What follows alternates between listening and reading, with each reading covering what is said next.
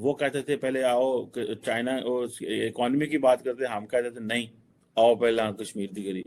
आज हम से अगर कोई इन्वेस्टमेंट आएगी तो हम उसे ब्लॉक करेंगे। तो चाइना बड़े आराम से डब्ल्यूटीओ में चले जाता, डब्ल्यूटीओ में, और जो वर्ल्ड ट्रेड ऑर्गेनाइजेशन वो बोलती कि आप ये रिस्ट्रिक्शंस नहीं लगा सकते, आपको ओपन। इंडिया इस टाइम टॉप पे ही इसलिए जा रहा है, अगर वो किसी से एग्रीमेंट भी करता है वो पूरे प्रॉपर तरीके से करता है। अगर वो किसी के साथ करता है अपनी सहूलियत वो बड़े अच्छे तरीके से देता है। वो कहता है अगर कोई हमारे साथ इस तरह करेगा फिर वो डबल उसके साथ क्लैशेस में आ जाए। कि जहां हम अमेरिका और कनाडा की बात किया करते थे, आने वाले वक्त में वो वक्त दूर नहीं है कि जब हमारे लिए भारत भी एक रोल मॉडल बन जाएगा। बिल्कुल कह सकते हैं, जैसे वो माशाल्लाह तरक्की कर रहे हैं। इंडिया जो है वो सुपर पावर बनना चाह रहा है। गोल्डमैन सैक्स कह रहा है जी कि 2075 में India will be the second biggest economy. ठीक है जनाब, तो आप इमेजिन कर लें कि 50 साल बाद क्या होगा। तो पता होगा कि 2020 में या 21 में जब गलवान का जो इशू हुआ था, उसके बाद गवर्नमेंट ऑफ इंडिया ने बहुत ही खूबसूरती से एक वर्ड यूज कर दिया कि अगर कोई फॉरेन की इन्वेस्टमेंट इंडिया में आती है, जो कि बॉर्डर स्टेट जो कंट्रीज हैं इंडिया के साथ, जो बॉर्डर लगता है जिनके साथ, अगर वहां से कोई इन्वेस्टमेंट आती है तो उसे परमिशन लेनी पड़ेगी इंडियन गवर्नमेंट से। अब ये क्यों किया गया? अगर इंडिया ये बोलता कि चाइना करना पड़ेगा और हम उस इन्वेस्टमेंट्स को रोक नहीं सकते थे।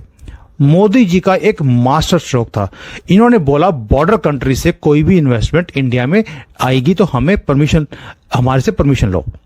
अब बॉर्डर कंट्रीज कौन कौन से हैं? पाकिस्तान है, नेपाल है, भूटान है, बांग्लादेश है, श्रीलंका को हम बॉर्डर स्टेट माने या ना माने, but anyways whatever we can say, उधर से बर्मा है।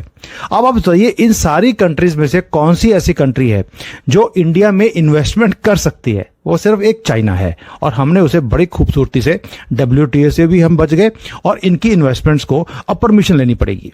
अब इंडिया ने थोड़ा सा ये देख लिया कि चाइना डेस्परेट है आज की डेट में बिजनेस के लिए, इनका बिजनेस डाउन है, कंपनीज की गाड़ियां बिक नहीं रही, कोई भी इंडस्ट्री चल नहीं रही, हालत खराब है और बहुत स्लो रिकवरी चल रही है। और इंडिया ने देख लिया कि ये एक ट्रम्प कार्ड है, ये डेस्परेट है और हमारा जो बॉर्डर है इसके ऊपर जो इश्यूज हैं, अब हम अपने कार्ड्स को खेल सकते हैं। हरी मार्केट चाहिए तो बॉर्डर से पीछे हटो। कारोबार कैसे खरीदे? मुंह सुजा के नहीं भाई दे। ये जो मुंह सुजा के बैठना होता है ना, इसके क्या नुकसानात होते हैं। और आपको मजे की बात बताऊं कि जो मुंह सुजा के बैठने का नुकसान ये होता है कि पाकिस्तान आज ये नहीं इंडिया से कुछ क्लेम कर सकता। आज जो है वो हमें इस चीज़ की समझ आ रही है कि आज हमें इंडिया ऑफर देने को कोई तैयार नहीं है। कहते इन्हीं तो थोड़ा इंतजार करते रहे, तुसी कश्मीर करते सो हूँ तो ना केड़ी गाल करी पराठ जाओ। दिस इज मतलब दैट्स यही स्टाइल है ना। कहते हैं चलो आओ पहला कोई कर लो, वो कहते हैं नहीं पहला दहशतगर्दी की करो। दैट्स हाउ हमने इंडियंस को जिच किया रखा है। मानते तो नहीं है ना। फिर यहाँ पे हमारी भी सिक्योरिटी स्टेट है, खौफ होता है, डर होता है, गला करेंगे तो मारन दे, विच इज अ रियलिटी। ठीक है, आप एक हद तक you can paddle off. Pakistan में एक वक्त था कि एक हद तक आप नॉर्मलाइजेशन की बात कर सकते थे। आज भी आप नॉर्मलाइजेशन की बात करें, आपको पसंद किया जाता है पाकिस्तान में। द रीज़न बिहाइंड इट कि अब रियासत का, स्टेट का बयानिया बदल गया, पता लग गया लड़ना कड़ा सौखा काम है, आबादी बढ़ गई है। इस सारे प्रोसेस में आबादी बढ़ गई है ना भाई। अगर आबादी ना आबादी तो फिर कोई टेंशन नहीं थी, रिसोर्सेज कम हो गए और वो ममालिक जितने सऊदीज, अमेरिकन, बाकी जो थे वो दे दे के थक गए। पहले तो एलीट खा लेती थी ज़्यादा और अवाम को भी 4 टुकड़े फेंक देती थी तो लोग खुश हो जाते थे।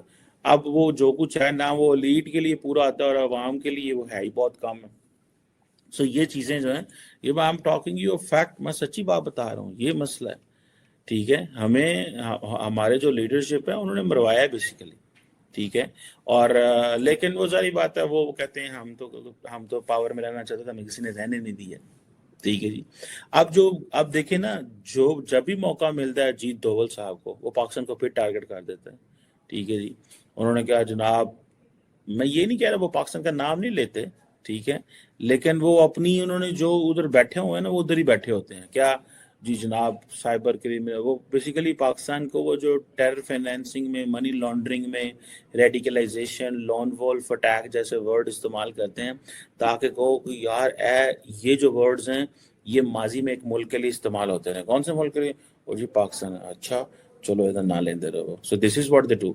सो अजीत डोवल साहब ने वहाँ पे kept talking of cyber criminals and terrorist ठीक है जी, साइबर स्पेस का इस्तेमाल हो रहा है मनी लॉन्ड्रिंग के लिए, रेडिकलाइजेशन के लिए, लोन वोल्फ अटैक के लिए, रिक्रूटमेंट के लिए, सिक्योर कम्युनिकेशन के लिए। ठीक है जी। और अच्छा, मज़े की बात यह है कि वो कह रहे हैं यंगर पॉपुलेशन particularly vulnerable है for the extremist ideologies।